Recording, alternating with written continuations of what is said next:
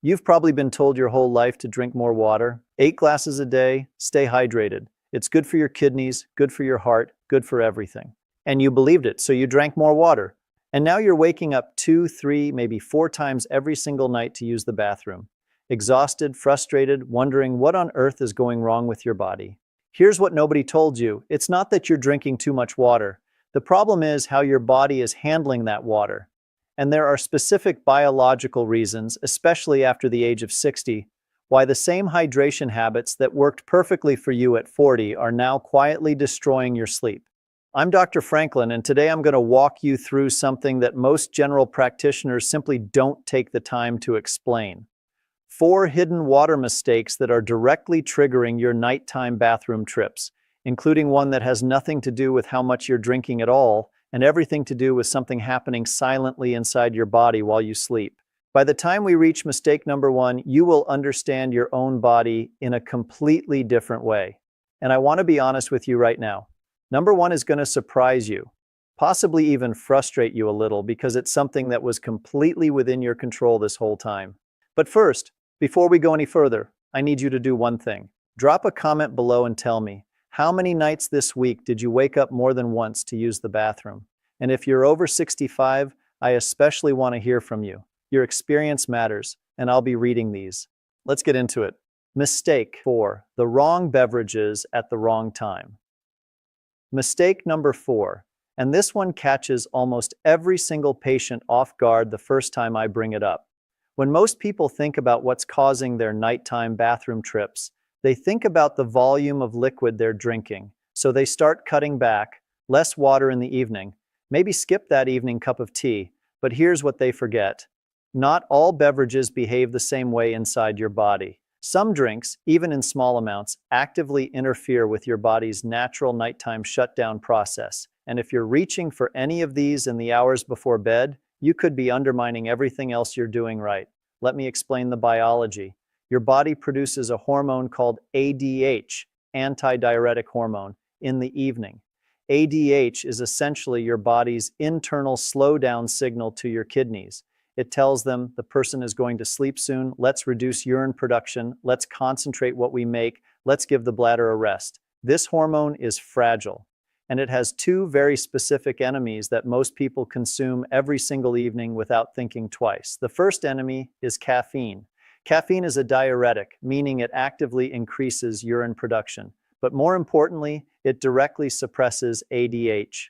This mechanism is well established in pharmacological research. Caffeine blocks adenosine receptors in the hypothalamus, directly suppressing ADH secretion and increasing kidney filtration rate, a process thoroughly documented in peer-reviewed renal physiology literature. So that 4 p.m. coffee, that herbal tea that secretly contains caffeine, that dark chocolate you had after dinner, all of it is working against your body's natural nighttime system. The second enemy is alcohol.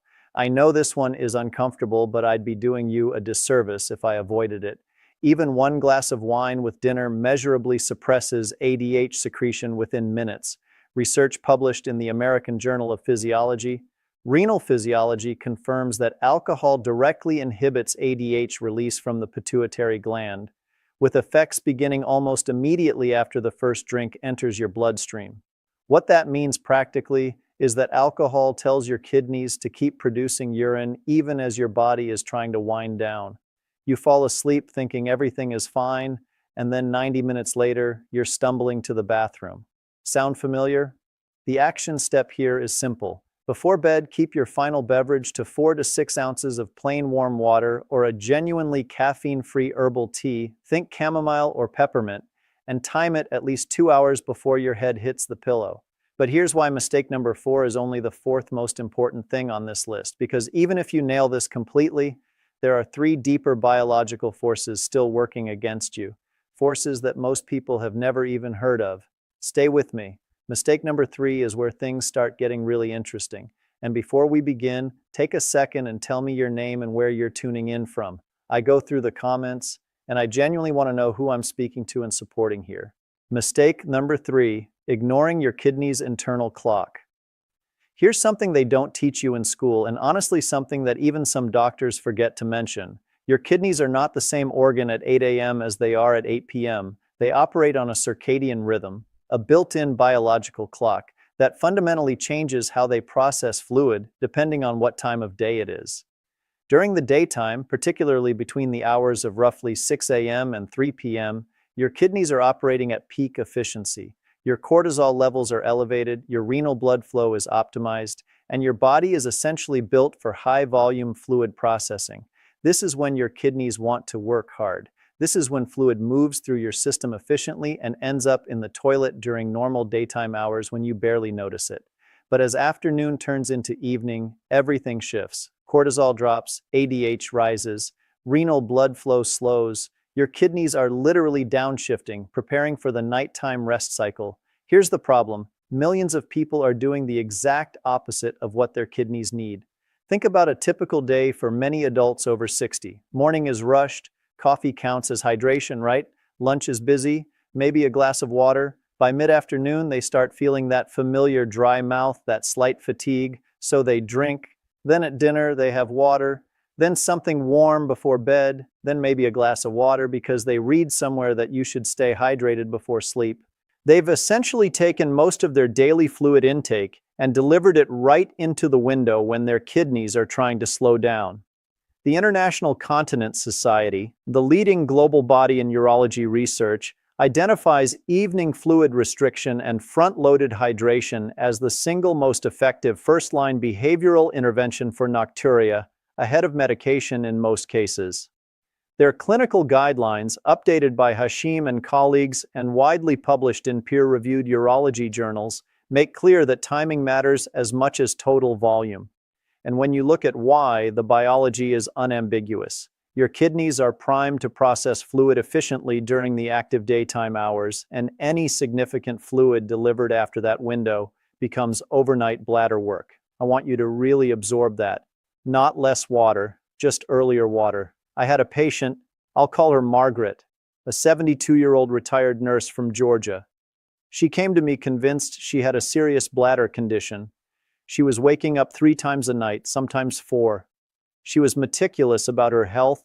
She exercised, ate well, took her medications properly, but her hydration pattern was what I call a back-heavy pattern. Almost nothing in the morning, moderate at lunch, and then significant fluid intake from 5 p.m. onward, because that was when she finally relaxed and sat down for the day.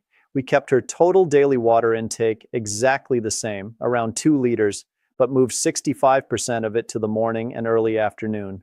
We put her fluid cutoff at 7:30 p.m.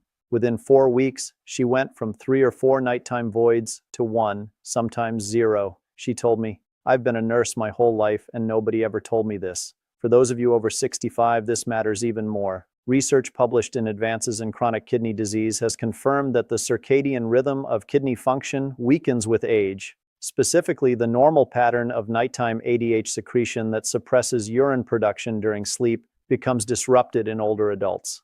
The drop-off in nighttime urine production that younger adults experience, older adults experience it less dramatically, meaning your body's built-in protection against nighttime bathroom trips is genuinely less robust at 70 than it was at 40. And that makes your behavioral timing of hydration even more powerful as a compensating strategy. Your practical takeaway: get a large glass of water on your nightstand, but for the morning, not the night. Before coffee, before anything, drink it, then aim for consistent sipping throughout the morning, and set a 2 p.m. checkpoint to ask yourself, have I had most of my water today? If not, now is the time. After 5 p.m., you're in taper mode. But even if you do this perfectly, there's a deeper issue that may still be driving your nighttime trips. And it's one that is almost never talked about in mainstream health content. Mistake number 2 is coming up. And when you understand this, the piece of the puzzle that's been missing will click into place. If you're still here with me and finding this helpful, take a moment to type 2 in the comments. It lets me know you're watching and getting value from this. Mistake number 2, your blood vessels are leaking, and you don't know it. I want to talk about something called vascular permeability, and I promise I'll make this simple because understanding this one concept might genuinely transform your nights. As we age, the walls of our smaller blood vessels, the capillaries, naturally become more permeable, more leaky, in plain English. And this leakiness has a very specific consequence that almost nobody connects to nighttime urination. During the day, when you're upright and active, fluid is constantly leaking out of those small vessels into the surrounding soft tissue, particularly in your legs, your feet, and your lower abdomen. Your body manages this during waking hours through movement and normal circulation. But here's where it goes wrong. The moment you lie down at night, gravity shifts. That fluid that spent all day pooling quietly in your tissue suddenly has a clear path back into your bloodstream. Your circulation picks it up, sends it to your kidneys, and your kidneys, doing exactly what they're designed to do, filter it and send it to your bladder. The result? You fall asleep feeling completely fine. And then somewhere between 45 minutes and 2 hours after lying down, you have an urgent, pressing need to urinate. The bladder didn't fill gradually. It was suddenly flooded by that repositioned fluid. Researchers call this nocturnal polyuria, driven by positional fluid redistribution. And clinical literature consistently identifies nocturnal polyuria as the single most common driver of nocturia in older adults, accounting for the majority of cases in those over 65, according to reviews published in Stat Pearls, NIH, and the Journal of Urology. Not a bladder problem, not a prostate problem, not a kidney disease, a vascular permeability and fluid redistribution problem. Now here's where it connects to water. Two specific hydration habits dramatically worsen this effect. The first is high sodium intake. Sodium causes your tissues to hold on to more fluid than they otherwise would. The CDC reports that the average American consumes around 3,400 mg of sodium per day, well above the recommended 2,300 mg, and most people don't even realize where it's coming from.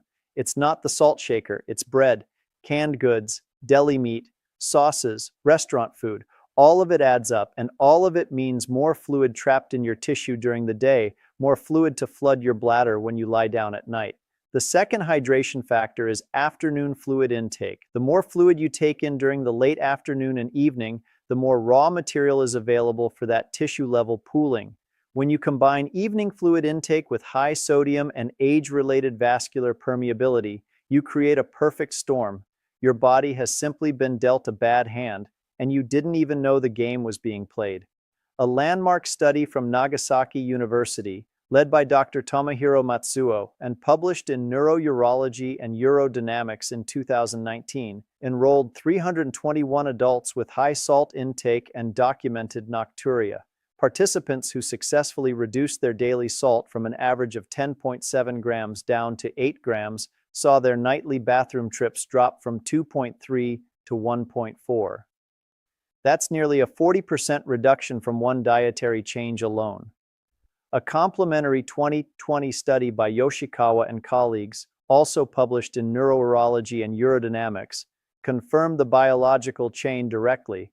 Higher daily salt intake correlated significantly with greater leg edema at 5 p.m. and higher nocturnal urine volume overnight, providing the mechanistic evidence for why both sodium reduction and leg elevation reinforce each other.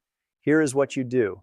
Starting today, spend 1 week becoming a label reader.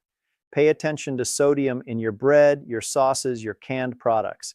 Aim to get your daily sodium below 2,300 milliliters. If you can get to 1,800 milliliters, even better. And here's a bonus strategy that I call the afternoon drain. Somewhere between 3 and 5 p.m., before your evening fluid cutoff kicks in, lie down on your couch or your bed with a pillow under your calves for 20 to 30 minutes. Elevate your legs above the level of your heart. This allows your circulatory system to pull that pooled tissue fluid back into your bloodstream while you're still awake, so your kidneys and bladder can process it during waking hours instead of at 2 a.m. It sounds almost too simple, but the physiology is ironclad and the patient results are remarkable. I had a patient, I'll call him Harold, a 78-year-old retired contractor from Tennessee. He'd tried medication for nocturia for over a year with modest results. When I did a 24-hour urine collection, his nocturnal urine output was 71% of his total daily volume. For context, normal is closer to 30 to 35%. His body was essentially holding fluid all day and releasing it entirely at night. We addressed his sodium. He was averaging over 4,200 milliliters daily, mostly from restaurant meals and canned soups. We added the afternoon leg elevation, and we adjusted his fluid timing. Within 8 weeks, his nocturnal output dropped to 48% of his total. His nightly bathroom trips went from 4 to 1 or 2. His wife told me it saved their marriage. That's not an exaggeration. Sleep deprivation erodes everything. But as significant as mistake number 2 is, and it is extremely significant, there is one more layer, one more mistake that sits underneath all of this. And it's the one that most people have never even considered. Mistake number 1 is not about what you drink. It's not exactly about when you drink. It's about what type of hydration your body can actually use, and why most of the water you drink might be passing right through you without doing what you think it's doing. Don't go anywhere. If you're still here with me and finding this helpful, take a moment to type 1 in the comments. It lets me know you're watching and getting value from this. Mistake number 1, the quality of hydration, the one nobody talks about. All right, here we are, mistake number 1, and I want to be genuinely honest with you. This is the concept that, in my years of practice, has produced the most dramatic overnight improvements in patients who had tried everything else and were still struggling. And it starts with a question that sounds deceptively simple. When you drink water, does your body actually retain it? Most people assume that if they drink water, their body uses it, and in a basic sense, that's true. But there's a more nuanced version of this story that has enormous implications for nighttime urination specifically. Cellular hydration versus urinary excretion. Stay with me here. Your body doesn't just want water, it wants water in a specific context. Specifically, water paired with electrolytes, most critically potassium and magnesium, which are essential for your cells to actually absorb and retain fluid. When you drink plain water in large quantities without adequate electrolyte support, your kidneys, being the efficient organs they are, register a dilution of your blood's electrolyte concentration and respond by increasing urine output to restore balance. This is called osmotic diuresis, and it's a real phenomenon. You can drink a liter of plain water and have a significant portion of it end up in your bladder within 60 to 90 minutes. Not because your bladder is overactive, but because your cells couldn't absorb the fluid and your kidneys had to excrete it. Now here's where this intersects with nighttime urination in an extremely important way. Research has consistently confirmed that older adults are at significantly higher risk of magnesium deficiency due to reduced intestinal absorption, decreased bone-stored magnesium, and drug interactions. A review cited by the European Society for Clinical Nutrition confirms that magnesium requirements do not decrease with age, but the ability to absorb and retain it does. This gap matters for bladder health specifically because magnesium helps regulate the detrusor muscle, the muscle that controls bladder contractions. A prospective, randomized, double-blind, placebo-controlled clinical trial examining magnesium supplementation in women with bladder symptoms found that 40% of participants taking magnesium reported meaningful improvements in urgency, nocturia, and incontinence events, compared to just 16.7% in the placebo group. That is a clinically meaningful difference driven by a single nutrient correction. Let me put this in plain language. Some of you reading this are drinking the right amount of water at the right times, and your nighttime bathroom trips are still a problem. The missing variable might not be behavioral at all. It might be biochemical. Your body literally cannot absorb and retain the fluid you're giving it efficiently. What does this mean practically? First, include potassium-rich foods consistently in your diet: bananas, sweet potatoes, avocado, leafy greens. These aren't just good nutrition. They directly support your body's ability to absorb and hold water at the cellular level. Second, look at your magnesium intake. Most adults over 60 are below the recommended daily intake of 320 to 420 milliliters. Dietary sources include pumpkin seeds, almonds, dark leafy greens, and whole grains. Talk to your doctor about whether a magnesium glycinate supplement makes sense for you. This is the form most bioavailable to the body and least likely to cause digestive discomfort. Third, consider switching some of your plain water intake to mineral-rich water or adding a small pinch of a low-sodium electrolyte powder to your morning hydration. Not a sugary sports drink, but specifically a low-sugar or no-sugar electrolyte product with real mineral content. And fourth, space your water out more deliberately. Rather than drinking a large glass all at once, which spikes your blood's water to electrolyte ratio and triggers that excretion response, sip consistently throughout the morning. Small amounts more frequently give your cells time to absorb. I'll tell you about one more patient. Her name was Evelyn, 81 years old, retired school teacher from North Carolina. She had done everything right. Fluid cutoff at 7 p.m., front-loaded her hydration, reduced her sodium, did the afternoon leg elevation. She went from 5 nighttime trips to 2, which was improvement, but she was still frustrated. When I ran a comprehensive metabolic panel, her serum magnesium was at the very bottom of the normal range, technically normal, but functionally inadequate for optimal cellular hydration. We added dietary magnesium sources and a low-dose magnesium glycinate supplement under medical supervision.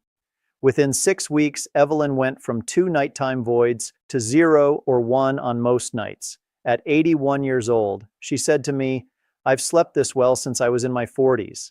That is what's possible when you address all 4 layers. Let me pull this all together for you. Mistake number 4, the wrong beverages.